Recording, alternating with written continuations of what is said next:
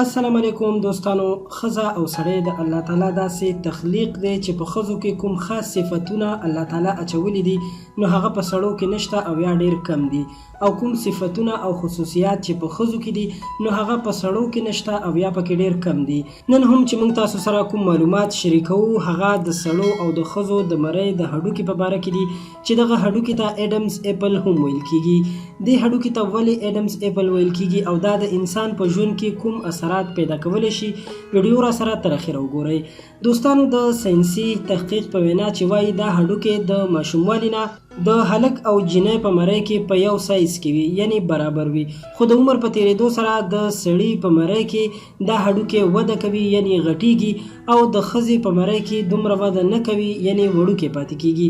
دې هډوکي ته چې تایراید کارټیلیج هم ویل کیږي. د دې کار دا دی چې د اواز، د نالۍ او د اعصابو په خیال ساتلو کې د وجود د مختلفو حصو مرسته کوي.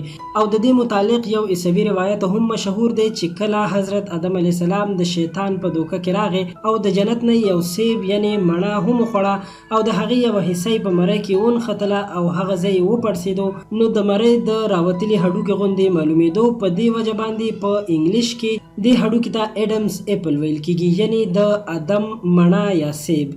که تاسو وګورئ کله چې یو هلک بالغ شي اواز یې هم ډډ شي یا پیړ شي، خو که ښځه بلوغت ته ورسي نو اواز یې همغسې نازک وي، ځکه چې په سړي کې د ایډم ایپل وده کوي او ښځه کې ډیره وده نه کوي. او تاسو به دا هم کتلی وي چې په ماشوموالي کې د هلک او جینۍ اواز یو شانتي وي، ځکه چې په ماشوموالي کې د دوی دغه هډوکي غټ نه وي او یو شانتي وي. خو بیا هم ځینې ښځې چې د مرۍ هډوکي غټ وي اواز یې ورسره هم پیړ یا دروند وي، او تاسو به لیدلي هم وي. او ځینې هلکان چې د مرۍ هډوکي همداسې نری پاتې شوي وي او بالغ هم وي، اواز یې هم نری وي او نازک وي، او کله چې خبرې کوي داسې ښکاري لکه ښځه چې خبرې کوي یا د ښځو غوندې خبرې کوي. دوستانو، د دې هډوکي کردار په انساني ژوند کې همدغه د اواز درنول دي او د اعصابو حفاظت کول دي.